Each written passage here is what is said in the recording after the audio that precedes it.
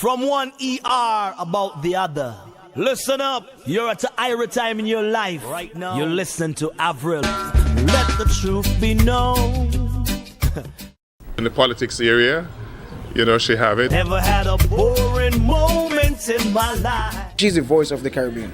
Back as I remember, I was never alone.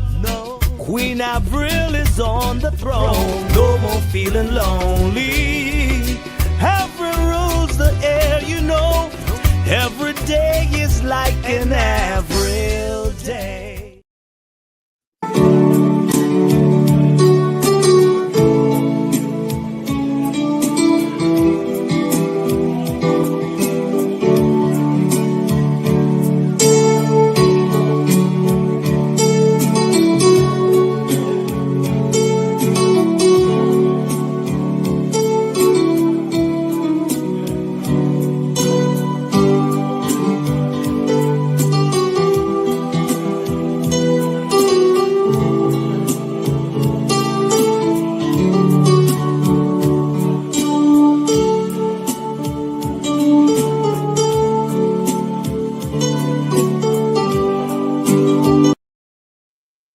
Everybody, this is Ty Tribbett, and you're watching the Avril Show, keeping it fresh.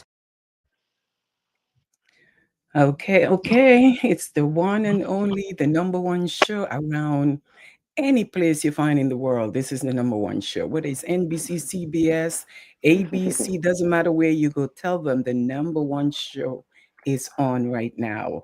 This is the voice of Avril coming to you. Good evening, a pleasant good evening to you wherever you are. Avril is coming to you tonight, and we got something to talk about. So people, log on, share the live, and let them know the Avril show is on. And you know where the councilman is and the way the show operates, he's not going to be able to see who is commenting, but I can see your comments, but I can't see who's watching. We only know you're watching if you comment. So thank you for tuning in, and good night to you also. Michelle Walker, good evening to you. Good evening to you, Problem Phipps. Thank you so much for commenting and letting us know that you are watching. We are coming to you, spread the love, share the word, and tell the people when the negative is being talked about, there is thousands of people waiting for the show to start. But when the positive is being spoken about, then we got to wonder, where are our people? Until they're in need, they come and ask you the same thing that you speak about already or spoken about. I got to use my PhD words tonight because I'm talking to our councilman. Anywhere we're going to have a few minutes. The councilman is prepared. He's up. I got a few things to ask him about. I'm even nervous. I'm interviewing the councilman that I see all the time, and I'm feeling a little nervous. I don't know why. Nervous. I should be nervous. No, man, we've done this. We've done this a few times already. That's right. But yeah. I'm going to play a song for you before you start. And if you don't know who this song is by, I'm going to tell you who's going to get you, because he says this is his song. So I said, well, let me see if the councilman is into this kind of music, or he just wants us at the YMCA to come and dance to. We're going to talk about that tonight also. So much is going on in the 12th district of the Bronx. I swear, you got to be listening to hear it for yourself. So wake up and tell the people, the councilman is here. But we're going to do it right.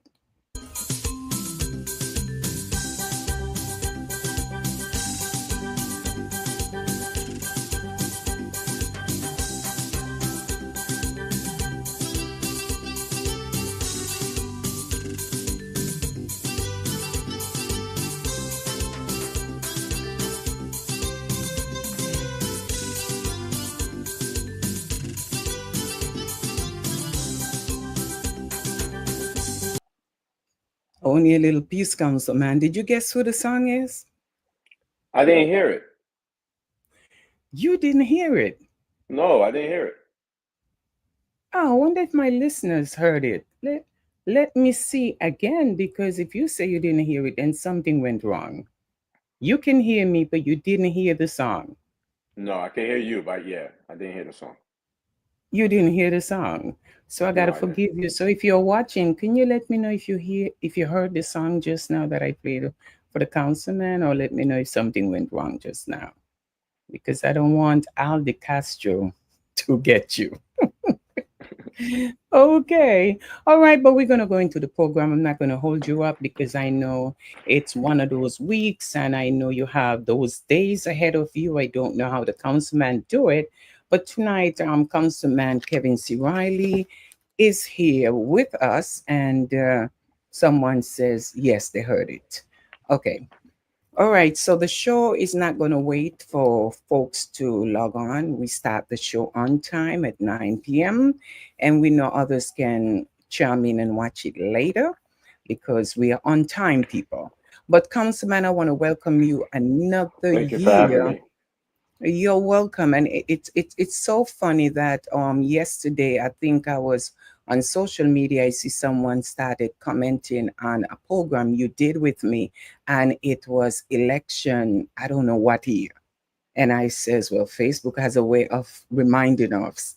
But we was in studio, and I say, here we are tonight again. But we're gonna talk tonight about some of the great things you're doing in the Yes. community, and I can speak for you, but you're here to speak for yourself. I don't know when you sleep. I don't know what it is to be an elected officials in the 12th district where the people wants everything from the elected officials. If it's not you, it's the senator, it's the state assembly, they go after the politician. If the street is dirty, if McDonald's burger is not good, they call the councilman. I want, how do you do it? You, I know you have a great staff. I Yeah. know you have a great staff, and I sometimes say I couldn't be a politician because I mean an elected officials.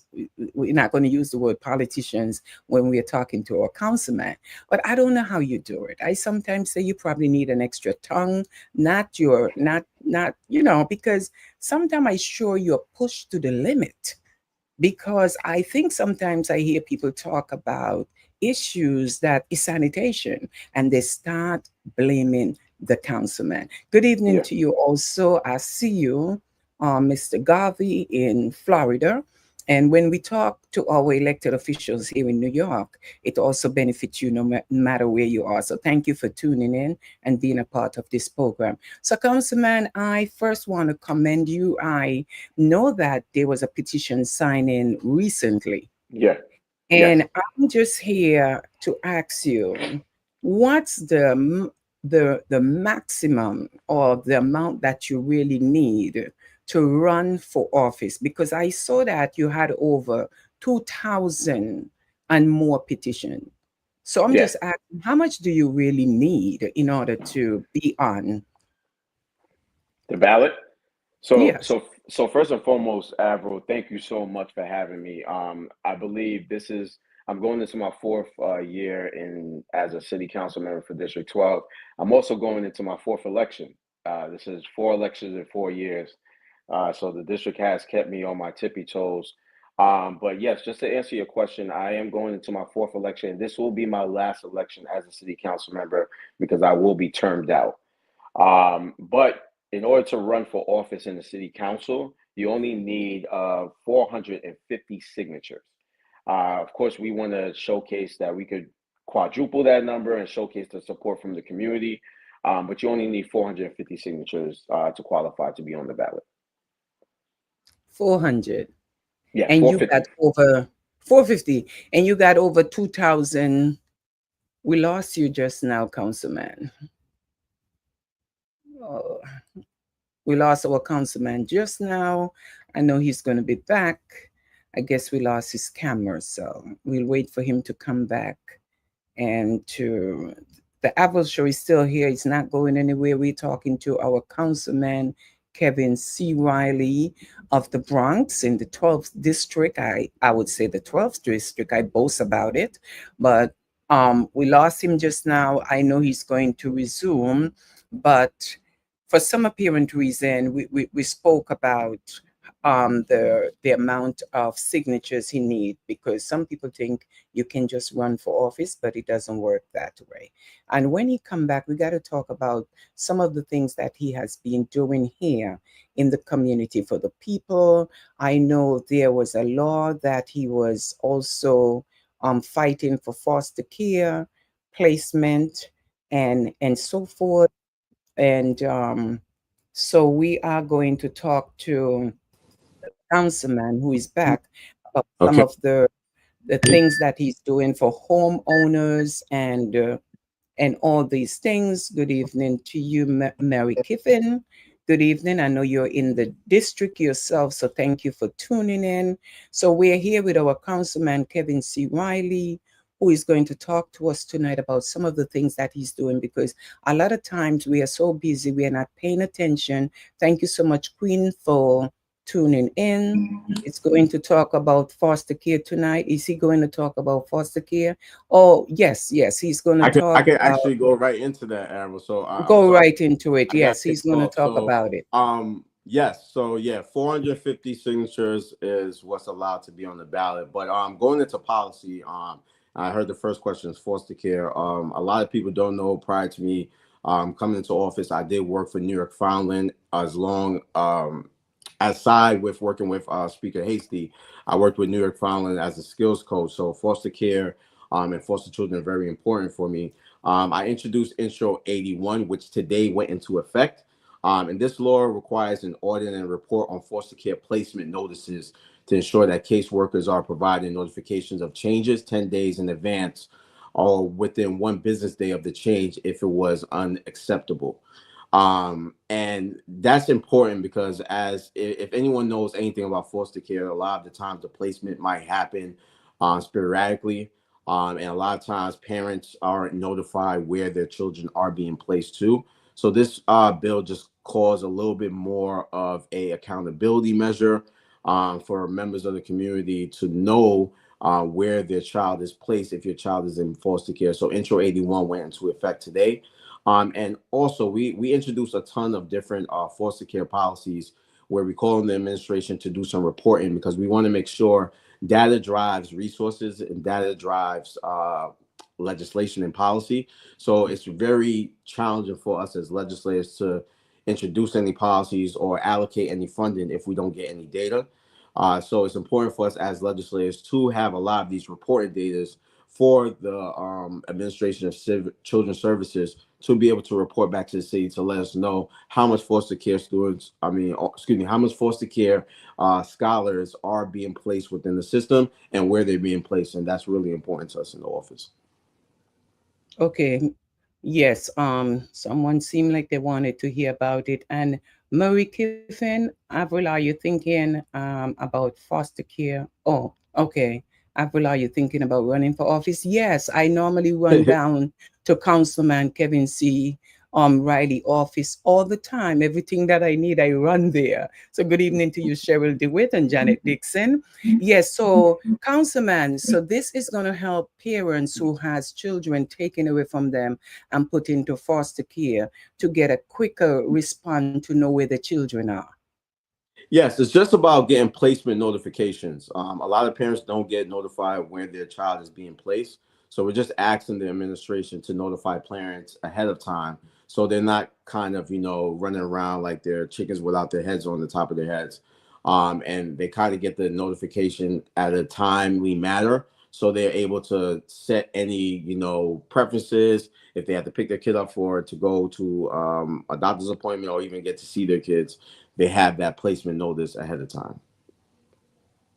All right, I know you're doing a lot. I know I can talk about that. Good evening to you, Malcolm Gray. I can talk about that, but I know you can talk for yourself, and you have, I know you have your staff. Nobody can say the wrong thing about the councilman. Does he have information for people who are interested in foster care? That someone asked that question. Who are interested in foster care, what you could do is you could contact our office and we could provide you with any information if you are interested in going into foster care. And that's very admirable about anybody who wants to go into foster care because these children need to have a family. It's unfair that a lot of our scholars don't have families to call homes. All right. Thank you so much. And we're going to make sure if Lachelle is watching, place the number for the councilman office on the screen. You are free to do that. Okay, she's interested. So the number going to be placed for you where you can call the office, make an appointment, and go in and speak to someone in his office. Good evening to you, Kevin Lincoln. Thank you for tuning in. Great job, Council Riley. That's what Mary Kiffin says. Okay, someone say the goat. I always hear that. And Councilman, I don't know what the goat means, so you can help me. But The GOAT usually means greatest of all time, and thank you for classifying me as a GOAT. I'm not the GOAT yet. I have a long way to go to be the GOAT. There have been a ton of different elected officials that came before me that done a tremendous job, but I do appreciate that. And I think one thing I try to do within my office is curate space for people to come in, give us ideas, give us recommendations, and share their concerns. And that's why we host our community conversation monthly. A community conversation is our personal meeting for people in the community, for members of the community to come to the conversation, hear about what we have done to address a specific issue. So our community conversation will range from sanitation, public safety. The one that we're having this month is going to focus on financial literacy. And what we'll do is we'll introduce the entire team. So I have my budget team there. I have my legislation team there, my constituent service team. But what we want to focus on is getting input from the community. And we've been able to go back and pass and introduce some great legislation from this community conversation. And what I want everyone to take away while I'm in office, I want to make sure that I'm curating a space for you to come in and share your concerns, but also be a part of the process. The civic process is a process that is dwindling, especially within our community. And one thing I want people to pay attention to, if you look at the federal election that just took place, and you look who was at the inauguration, you saw a bunch of rich, wealthy people at the inauguration. And what I share with everyone is if these individuals are tapping into government and civic engagement, there's no reason why our community should be tapping out of civic engagement. But it's really challenging because for decades and years, a lot of times community members feel like they haven't been heard. And that's what we kind of want to change. So that's why we do the community conversation. That's why we want to make sure that we're setting stages to address things comprehensively and not just jumping behind the blowhorn or jumping in front of a news camera all the time without addressing specific issues strategically. all right. Yes. Thank you so much, Claudette Tyson. Good evening to you too. Well, let me ask you another thing I want to tap into right now is the Gun Hill Road depot environmental impact that Yeah. you're dealing with, because it's so much that people don't understand, don't know, don't read. They want to hear it like this. They want to be spoon fed. And I know you have a great at your side. I call her your rib. And Simone Jones, oh my goodness, the powerhouse. So maybe I'll call her the female goat. But anyway, That's the real let, let, real goat. That's the real goat right there. But that, yes, yeah, the Gun Hill Depot is referred to as Baychester Square. Prior to my administration that I'm in, there were talks about doing senior housing there. I think they were talking about some other commercial opportunities there as well. That plan fell through. So coming into this position, as a member, you try to address the biggest concerns in your community. And when we got into office, it was chaotic. We tried best to make the office a safe space, but it was really chaotic. We started during the pandemic. Certain situations had the office in disarray, so we had to make sure that we put the office back together. We had to hire a team, but a lot of the inquiries that were coming in were focused around housing. Everybody wanted to stay in the district. A lot of people didn't have the means to purchase property in the community. So as a legislator, as a leader, and I like to call myself a public servant, not an elected official, a public servant. I'm going to be a public servant for the rest of my life. But as a public servant of District 12, many people were inquiring about housing. So as a public servant, you go around the community, you look for large pieces of land where you could possibly build housing, possibly build economic opportunities, possibly build a place where people could call home.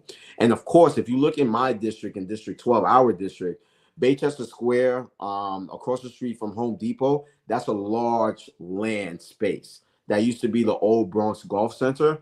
and currently MTA owns that property. And because they had, I guess, unpleased or distasteful conversations before, they were totally against doing anything with that property besides building an electric depot over there.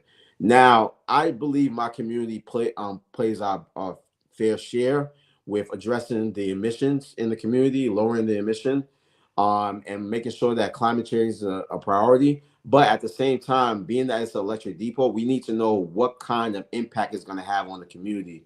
So we introduced a resolution, which was just passed last week, Thursday. God really looked out for us because this was a really important piece of legislation that we wanted to make sure passed. But we were able to pass it. And now Reso 187 is going to allow the MTA to do an environmental study on that area to see how it's going to impact the community. Now, I just stated earlier that data really drives policy and resources. Now, when the impact statement comes back and we find out that the area is going to be bombarded by buses coming over there, the area is going to see an influx of trash issues, because that area has already seen an influx of trash issues. You drive around that corridor, there's nothing but tractor trailers, there's nothing but truck parking, there's nothing but tires over there. Like, that area has been in disarray. And we have organizations that we send out there. We have sanitation, we have ACE, we work with the Dole Fund, and anytime community members contact our office, we're able to send those individuals out there. But unfortunately, that's not going to address the issue. Us going out there cleaning it up that one time, that's not going to address the issue. We have to think more comprehensively. And if MTA owns the property and they're going to convert it into an electric depot, how are you going to make sure the quality of the life of the community is at the number one priority for you? So what this impact study will do is give us data, and from that data, that's when we can start asking and requesting for resources in the community, being that they're going to be building that electric depot there. And what is the electric depot? So electric depot is pretty much going to be an area where MTA buses are going to, MTA has to do a fleet of 4 electric vehicles. And they have to have locations where they could charge these vehicles, store these vehicles. So that's what the electric vehicle is going to pretty much be like. So pretty much where you see a lot of these electric charging stations, that's pretty much what it's going to be for buses. Okay. All right. I just want folks to hear some of the things that you're doing, because sometimes people, they probably pass your office, don't stop by, I mean, people don't get involved. People were frustrated about that from some time. My Yes. constituents in Co-op City, those who patronize the area around their Home Depot, they are really tired about the area. And we tried several measures. We tried talking to the MTA. We tried thinking about when former Congressmember Bowman was in office, we talked about doing an economic opportunity workforce development site at that location. But like I stated before, being that they had such of a bad correspondence with the prior administration to us, they stated that they didn't want anything to do with building anything there, producing any workforce development. So this is pretty much us utilizing another tool to kind of say, hey, if you're going to do this here, how is this going to impact the community? And then for us to get that data, go back to the administration and say, hey, this is the impact that we see on District 12. Now, these are the resources that we need to kind of compel a lot of these impacts that we're going to be seeing.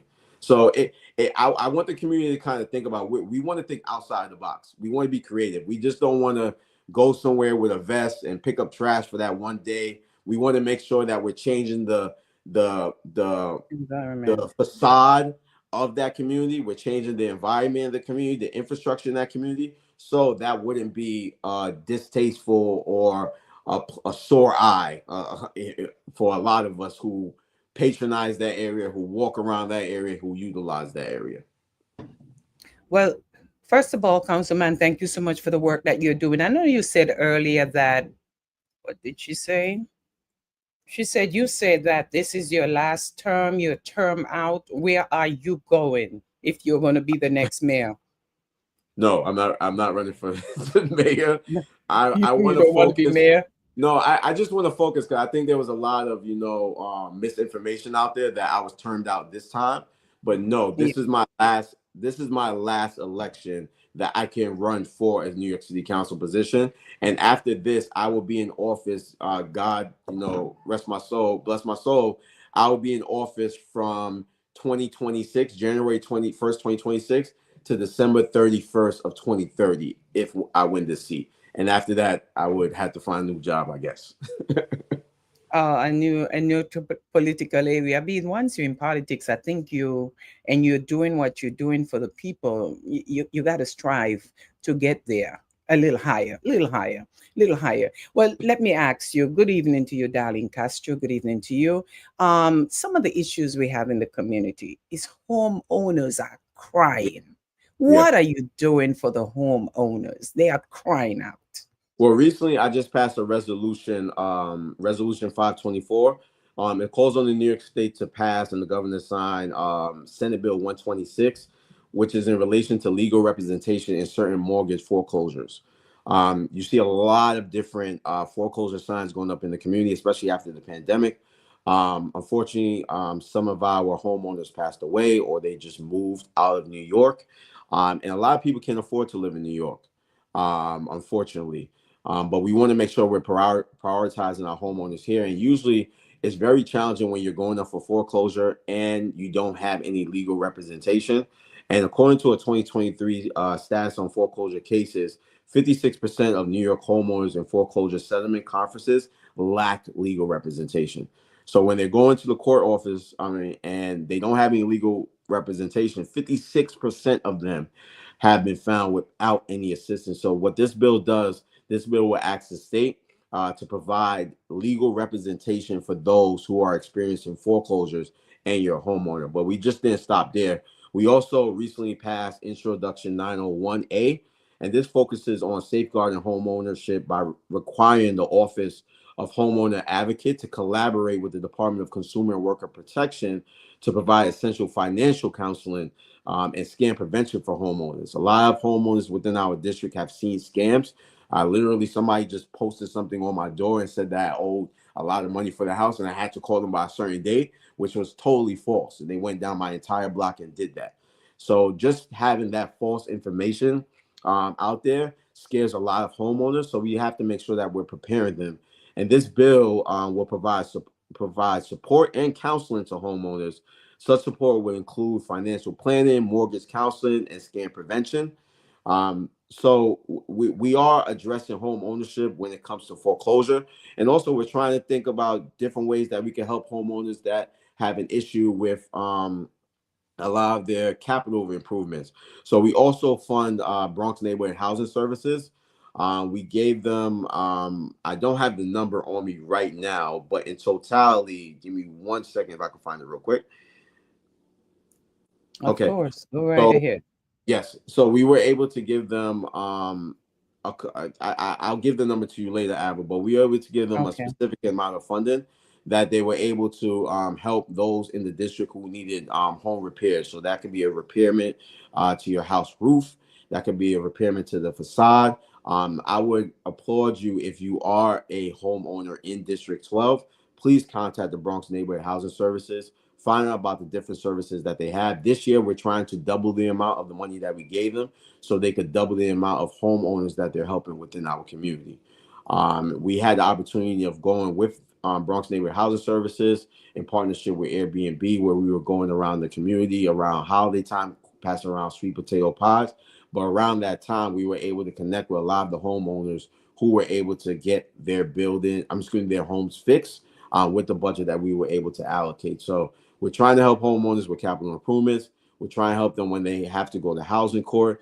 We have been very, very adamant on the squatters' rights, and we're happy that the state passed last budget specific squatter rights amendments that require you to have a lease within a specific area if you want to be a squatter within a home. So that was a huge issue. I had unfortunately one of my neighbors passed away in 2022, and we had somebody who was living in his house, and we had to go through a very, very long process to get that person removed from the house. But a lot of homeowners are going through this, and it's not fair. And I think as government, a lot of the times homeowners feel like we prioritize, which we should. You should prioritize everybody seeking a home, but a lot of the homeowners that are seeking assistance are small time homeowners. These are individuals who work hard. They buy property within the community they want to live in and serve in, and it's unfair that they don't have any services or protection for themselves. And I think that has to change. So these are just small ways that we're trying to address that issue. Another thing that we did, my last community conversation was focused on the easement. Now, an easement is a specific area that is a shared area for homeowners within a specific geographical area in the community. And we talked about easements, and we talked about different ways that we could help homeowners out that have easements. And we had an attorney there. It was a packed room. We had different homeowners there as well. We did it around the Dyer Avenue community. So we try to do different ways where we go out to the community, share this information, we spread it all around. We don't like just staying at one place. We move it around and make sure that we get this information out to the community. When is your next community meeting? So my next community conversation is going to take place on Wednesday, April 23rd at 6:30. And we're going to be doing it at Bronx Bethany Church of the Nazarene. That's located at 971 East 227th Street. This one is going to be focused on financial literacy. I'm very big on financial literacy. I think it's very important for all of us to be more cognizant on how be more cognizant with our finances. And this is just our opportunity to bring out our resources. Bronx Neighborhood Housing Services will be there. So if you're a homeowner and you need a repair to your roof, you could definitely come out and connect with Bronx Neighborhood Housing Services there. We're going to have New York Life. We're going to have Grow Brooklyn, Best Match Real Estate. We're going to have different partners out there that are going to come and talk about different ways that you can improve your finances. And someone wrote, all these meetings only on weekdays. No, we've done some on weekends too. We've done some. The whole purpose of the community conversation is for us to move it around. We don't do it just on Mondays, Tuesdays, Wednesdays, Thursdays, Fridays. We like to do some on Saturdays. We like to kind of move it around to different days, and we like to also move it around the community. So we have no issue with doing that. We also tape a lot of these meetings. A lot of it sometimes is live on Facebook. So it's different ways that the community can hear about it. Also, if you cannot attend a community conversation, you can always attend a conversation with CAB, which is another approach that we have community members contact our office, and they have a sit down one-on-one with me, and we go through their issues. So if they have a sanitation issue, the constituent liaison team is right next to me. I'll give my perspective on the issue. The constituent liaison team will do outreach. And a lot of the times why this is important is if that doesn't happen, we'll do outreach. So say if a constituent has an issue with DEP, right? And now DEP, the constituent liaison team, Andy or Cynthia, will reach out to DEP, and we feel like DEP is not answering at a quicker time. That gives me the opportunity to go to a city council hearing when they're there and they're on record and they're testifying, and I get to ask that hard question. Hey, I have a Mr. Johnson in my community that is experiencing flooding because the catchment area hasn't been cleaned in decades. Tilden Towers, they have an issue. Actually, this is actually an issue that is really happening. So Tilden Towers, they have an issue with DEP because they're seeing flooding because DEP isn't cleaning all the catchment areas in that area. And also the sewage is being damaged because there's building over there as well, construction in that area. So this gives us the opportunity to have the team go through the proper protocol to address DEP through email. But if they're not answering, the team responds back to me. We do a conversation with Kevin, and then we kind of strategize how we're going to address them on the record. And that's so good, but people needs to really come out, because a lot of times you spend hours talking to the community only to hear the next day someone have a problem and they just didn't feel like coming out, or I get home and I'm tired. It's like saying the kids have parents teachers conference and they get home and they're tired. You have some very important things going on, and when you say term out, I'm glad that you was able to bring this light to the community that you're running for councilman for 2025, instead of people so confused about, no, he's not running, he's termed out. Yeah. And okay? I just got the number. We were, since 2022 to 2025 fiscal year, fiscal year 2022 to fiscal year 2025, we've been able to give Bronx neighborhood housing $297,000 to fix a lot of the issues that are happening within the community and homeowners. So I just want to put that out there too. So people, Google it. You heard the name, and if you say, well, I never heard of Bronx neighborhood housing, just Google it. It's right there. Google is your best friend lately. Use your phone. And And I know team, if you can you please just put in the ad? I know my team is on this live. If you could just please put in the address for Bronx Neighborhood Housing Services. They also come to our office, so you can set up an appointment there. But they have an office in our district. It's actually right around the corner from our Speaker Hasty's office, and Speaker Hasty has been supporting them for decades. So we're just doing our part and trying to make sure that we're funding them as well.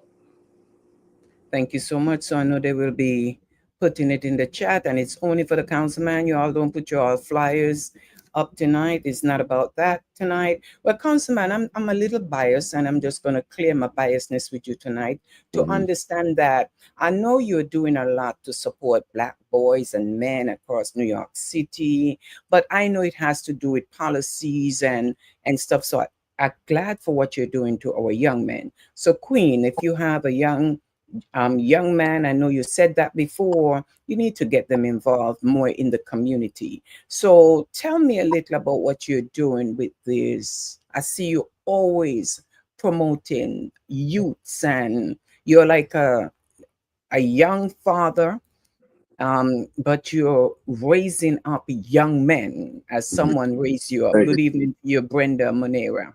Pronounce your name right? So I think I look at myself, I always look at myself as a young Black man, or when I was a young Black boy in District 12 in the Northeast Bronx. What did I need to thrive? A lot of people know my story with my father, my mother being a single mother, working 2 to 3 jobs to provide for me and my other 2 siblings.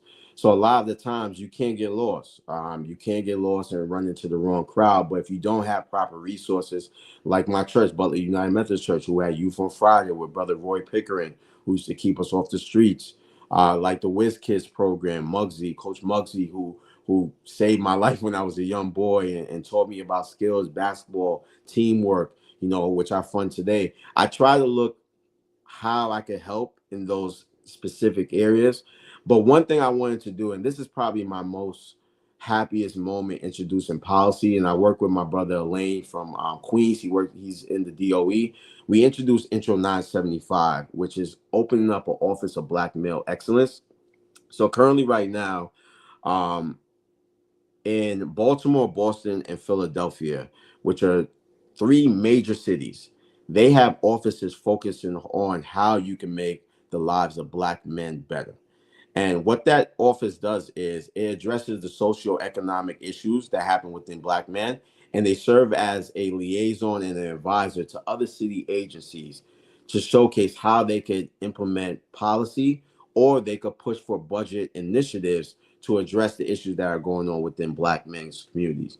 So in 202 report from the Brookings Institute, Black boys and men in particular run in gauntlet of a specific brand of racism at a sharp intersection of race and gender. So the solution for the Office of Black Male Excellence, which is going to be established, is we want to provide recommendations to the mayor, the city council, and the relevant city agencies. That could be Department of Corrections, that could be NYPD, that could be New York City Public Schools, on issues related to, but not limited to, Black males. Focus on education, criminal justice, mental health, economic opportunities, employment, fatherhood, mentorship, violence, public safety, quality of life. These recommendations will acknowledge any inequalities that Black men face.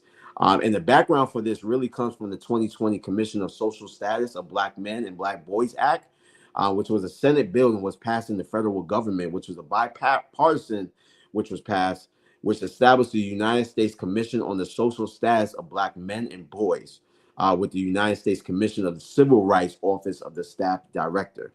So what we pretty much do, and this was introduced by Congresswoman Wilson and also Senator Rubio, and was passed on June 25th of 2020.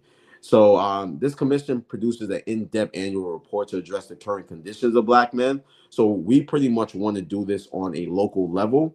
And what this commission will also do, what this office will also do is help the commission out as well from New York City that could report back to the commission from the federal government to showcase what we've done to address Black men and boys within our community.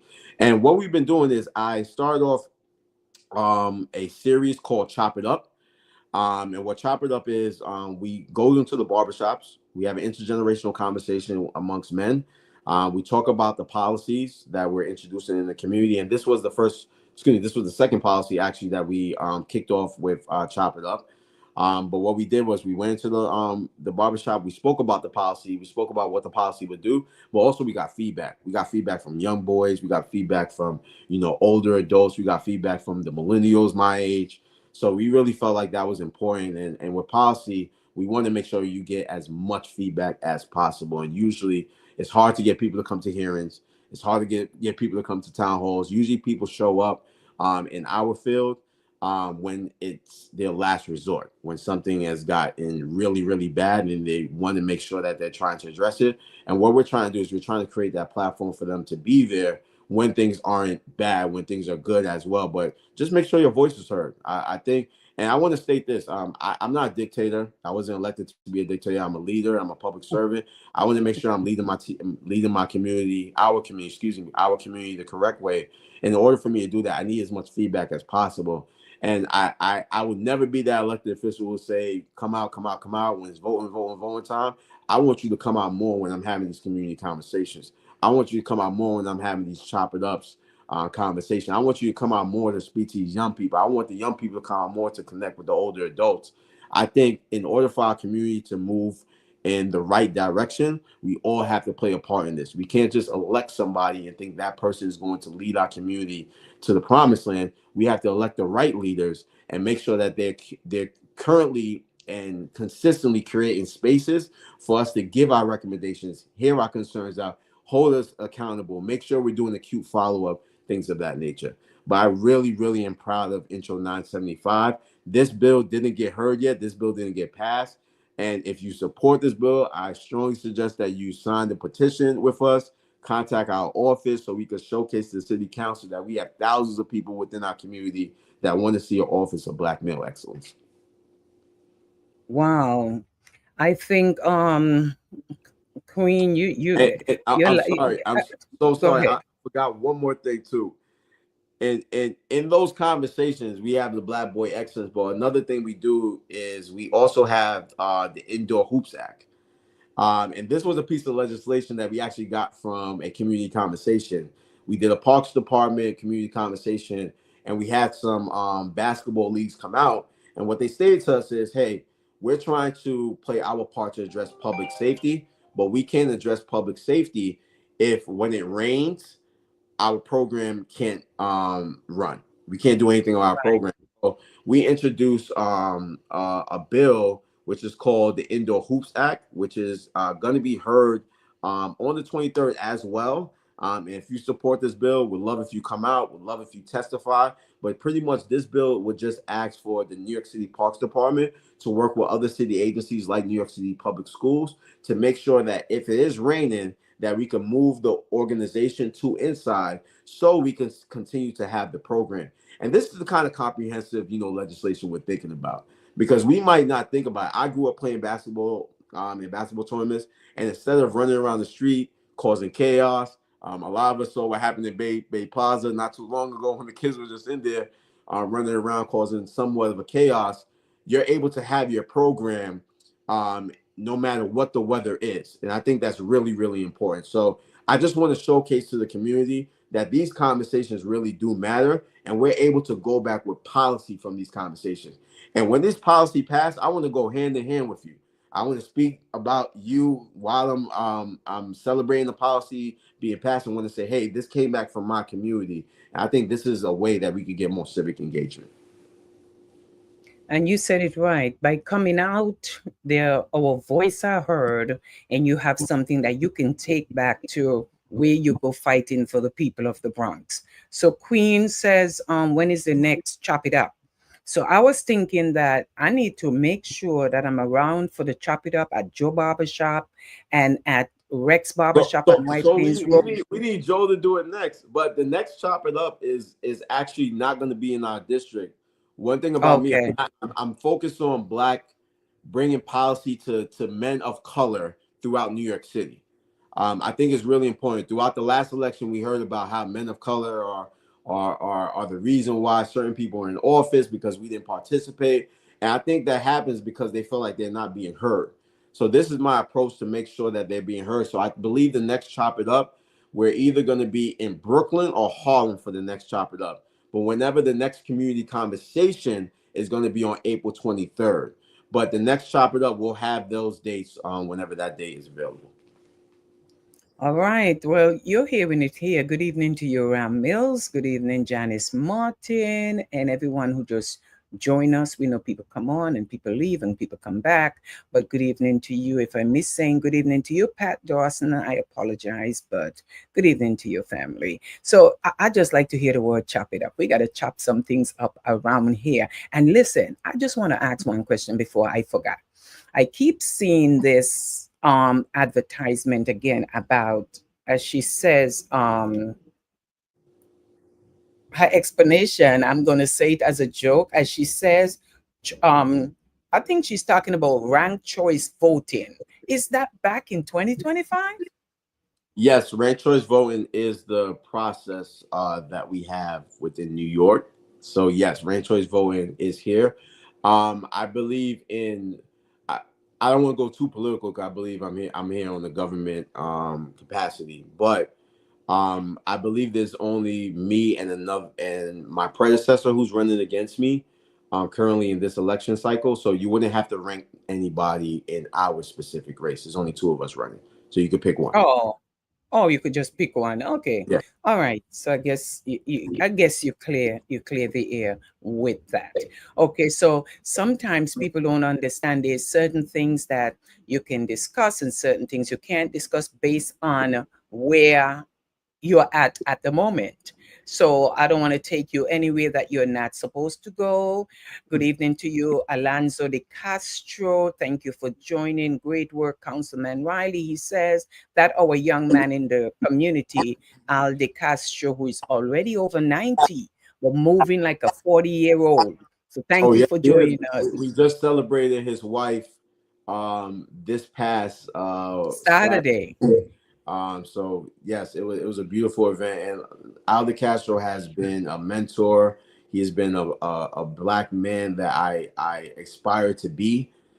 Somebody who's 98 years old, gives back to our community, shows up all the time.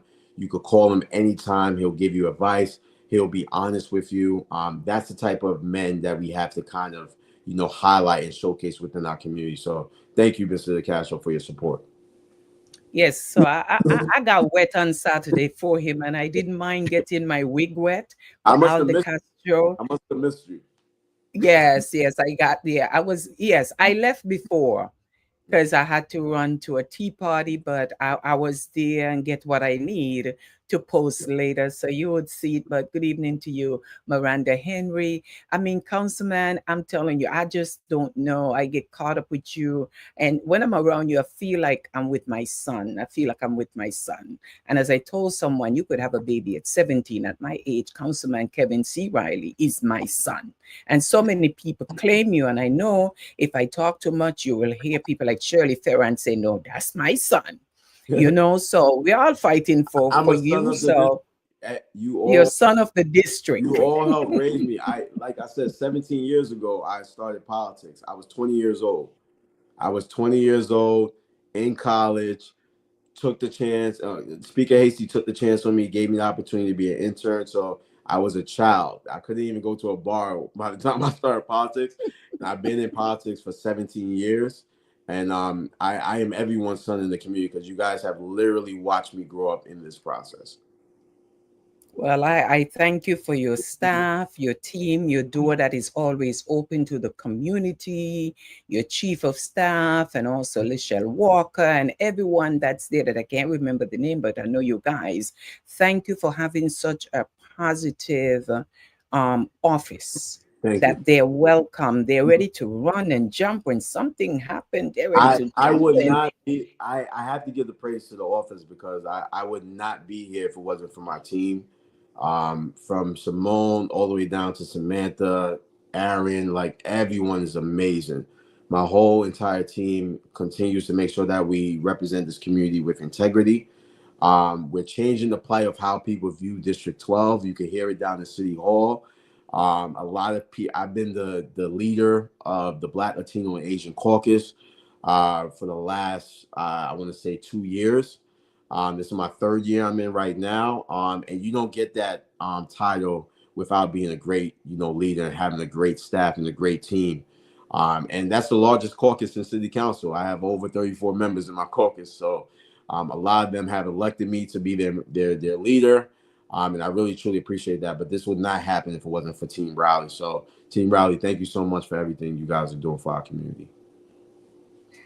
Thank you so much. And Queen said 3 terms for you. No, 4 terms. This Now he's was my going into fourth term. his 4th term. This This is will be three my term. fourth. He's going into his 4th term, Queen.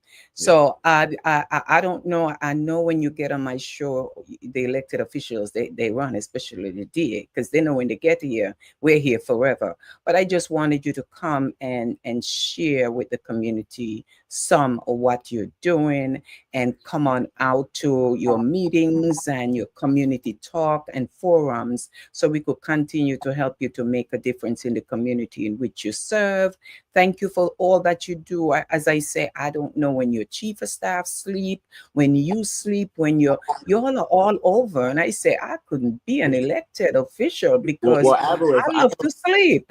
listen, sleeping is not an option, and I'm a public servant. I'm an elected official. I have 3 beautiful kids under 10, so that's a lot of homework to do when I get home late. So it's beautiful though. It's really beautiful. I'm really happy and proud, and I have some more just some more things I wanted to touch base on.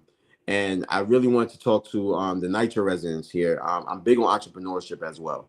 It's a huge priority for me. Actually, myself, Councilmember Lewis, Stevens, and Williams, we push a youth entrepreneurship initiative in the city of New York, where we have organizations like Aim High with Brother Sherman Brown, who is amazing. My sister Jamila T. Davis from Partners Uplifting Outdoors and Sons. My brother Jude Bernard from Brooklyn Bank. And we have another partner in it as well. And what they do is teach kids teach our scholars how to become entrepreneurs. So entrepreneurship actually is a field that has increased through the pandemic. A lot more people are becoming entrepreneurs. Even if you work a 9 to 5 or a typical standard job, you still have a business to become an entrepreneur or try to get passive income some other way. So we introduced 844, which is the NYCHA micro grant. And what this will do is it's a micro grant for those in public housing, entrepreneurship, and commercial pop-up program. And it will just pretty much contract between the city and New York City Economic Department Corporation by requiring EDC to offer up to $10,000 where appropriate to those members in public housing who want to start their own entrepreneurship. But we didn't stop there. We host, like I just stated, those 4 organizations. They do programs as well. And every summer, moving forward, I'm going to be taking kids to a festival called Invest Fest. This is a festival where they can learn about entrepreneurship. This is a festival where they can learn about investing. And I'll tell you what happened. Last year, we took about 80 to 100 kids down there from the Bronx to Atlanta. We took them to Howard University for them to visit a school. We took them down to Atlanta for about 2-3 days. And down there, when they came back, a lot of those young men, and those young men go to a campus on the a high school BPA on the Altua campus. A lot of them have their own stock group, and they meet bi-weekly because they went to that meeting. So they're learning about stocks. They're learning about how to invest in Nike instead of going to the store and buying some Nikes. They learn how to invest in Apple instead of going to the store and buying a new Apple phone. And some of those young men came back and started their own business. I have a good brother, Jake Xavier. He started a luxury car rental business. This brother just graduated college, and he'll praise that trip to you. And I have another young brother. his parents, his father was able to give him some money to invest, and he was able to become a millionaire. And he just finished high school. So this is happening on a daily basis. And like I said, we like to think outside the box. We just don't want to have kids come to a summit, and we're just telling them what they should do and what they shouldn't do. I think it's important that we expose these young people. That's what helped me out when I was young. I was able to see things. We took kids that wanted to go to the NBA. We took them to MSG, and they found out that they could have a career playing NBA 2K, a real career. They could get benefits. They can make a good salary playing NBA 2K. They found out they could be executives for the New York Knicks. So you just have to change the mindset. And I think a lot of the time, a lot of these young people, they don't have that because they're so subjected to having their mindset being told to them. We have to show it to them. Can't tell it to them. We could tell them what we experienced throughout our life, but we have to show it to them. And I think that's something that they really appreciate a little bit more better. And just wanted, I don't know if you was ending Arrow, but I just wanted to showcase that I'm doing something really, really big in the district. One of my legacy projects and one of the biggest issues in the district is the White Plains Road Corridor. The White Plains Road Corridor has been an eyesore. There's loitering there. There's trash. There's businesses that aren't operating over there. I was able to, and this was not easy to do, I was able to negotiate with the administration to do a neighborhood rezoning plan with, a White Plains Road neighborhood plan with the 12th district. And what that neighborhood plan would be is it's a community-led plan. That means community members will work with the Department of City Planning. They'll work with the New York City Council land use team, and they're able to look at White Plains Road. I'm talking from 241st all the way down to about, we're trying to get them to do about Burke Allerton, to look how you want to redevelop White Plains Road. That could be in open spaces for individuals to utilize, for families to come and eat food, patronize businesses. That could be what type of businesses are we attracting to the district? Are we attracting more medical businesses, child development businesses, restaurants in the community? Are we producing housing? Are we producing housing on the White Plains Road corridor that members of the community who want to live in the district are adjacent to a transit area? And they're able to put their input. But what this is a community-led plan. And the community members are the people who are going to lead this plan. And this has been something that has never been done in the 12th district. Just like participatory budgeting, where we allow members of the community to utilize $1 million on how they want the community to look and be redeveloped. So I'm begging everybody. This process is going to be about 2 years. We're going to be kicking this process off next month. I am begging everybody, if you are interested to redevelop White Plains Road, and with this process, you could talk about some parts of Boston Road and some parts of Gun Hill Road as well. But you are able to say, hey, we want this. We want White Plains Road to look like this. And if you want an example of that, Brooklyn just did one. They have the AIM Up process, which is the Atlantic Avenue rezoning. Queens just did one where they have the Jamaica Avenue rezoning proposal. It's time for District 12 to have our own neighborhood planning proposal, and this is our neighborhood plan proposal. This is really, really big for District 12. Everyone's tired of White Plains Road, and this is our opportunity to change it now. Absolutely. Someone is trying to stream the program, but the problem is they're saying it while you're talking. And for me to do that, I was trying to follow the instruction, but I did not want to knock you off or we get knocked off trying to do something that they didn't plan before, but they want to stream it on another platform. I could come on their platform too. I could always come on their platform. Yeah, I think they wanted it to go straight while they have nothing on their show now. They wanted to stream it live, but they did it while we are talking, and I was trying to do it, but didn't want us to get disconnected. But sure, you definitely can be on that platform. I'm so excited about what you're doing.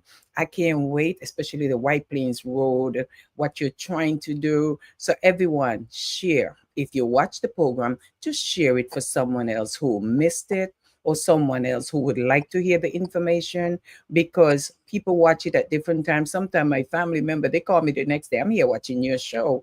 I said, oh my God, it's gone. But that's when they get the chance to watch it. Some people say, I'm on my way home, like Claudette, she's on tonight, but people are just, good evening to you, Hilma Francis Herbert, all the way in the Virgin Islands. If this information is making a difference for you, I'm loving it. People travel here all the time. They got to come to our district. So it's nice to hear from our councilman what he is doing in our community. This is our councilman who's going into his fourth term as a councilman of the Bronx. So people, this is an election year. Get out and vote. Don't sit down. Don't take it for granted. We're going to be talking more on this program about who is running, who's supposed to be sitting down, or who's supposed to be just walking. That's coming from Avril. So, Councilman, continue doing what you're doing. I will continue to push what you're doing on my platform. And there is so much things. And I don't want to get into the gym and your workout and these weights that you be lifting, because they give me migraine just looking at them. And I'm a little biased on another occasion here, is that your son, he walks into a room like he demands that he is in the room. And it just shows that when men become fathers to a son, the little girls become like, go with mommy, son is going with daddy. And thank you for raising up your son already. He's walking into the room like, hey, I am here. Continue doing what you're doing. That's your, I see, there you go. That's my boy. I still have my fatherhood group, the Dad Gang. That's my nationwide group. We still go from state to state. This year, we're going to be doing 5 cities, where we're trying to pull in a community of fathers. I think it's really important. I preach fatherhood because it's important for us to understand that it takes a complete family to raise a child. No matter the situation between mother and father, I think it's really important for children to have both parents present. And that's what we're trying to do. We're trying to push a lot of, fathers out there who are doing tremendous jobs and curate spaces for them to be their true selves. I do host something called the Dad House, which I do in the South Bronx. And what that does is we invite fathers out. We sit in a circle, just the fathers, and we just talk. A lot of times men feel like they don't have safe spaces to really be vulnerable and kind of release what they're going through. So I thank you for that, Avril, because my 3 babies are really, really important to me, and so is my wife. And they're my support system. They're the ones that keep me sane. It is challenging a lot of the times, but it is a blessing when you have beautiful people in the community like yourself, Avril, that always support me, and you have a beautiful family too to come home to. Thank you so much. That's our councilman, and you heard him. He got a beautiful wife. Yes, she's beautiful, fabulous, fabulous, and all of that. But she's not like Avril, have to be in the public eye. Okay, so don't go looking to see what she look like. All right, so people, thank you for tuning in. I'm going to share, allow them to take the stream and share it. And it's nice to know that someone in Florida want the stream. So obviously your information is something that they want to hear about. So I'm going to do my best to see how I can connect with them shortly and get the stream on. So Councilman Kevin C.Riley, 4th term, November. When is the election day? The election date is going to be on June 24th. Let me give you the early voting time. Early voting will start on June 14th.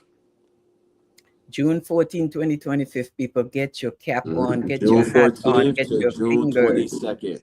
June 14th to June 22nd will be early voting. The primary election will be on June 24th. Thank you so much. Thank you. And to your staff, if you're out there, whatever need to be posted, go ahead and post it right on there so no one can say they missed it.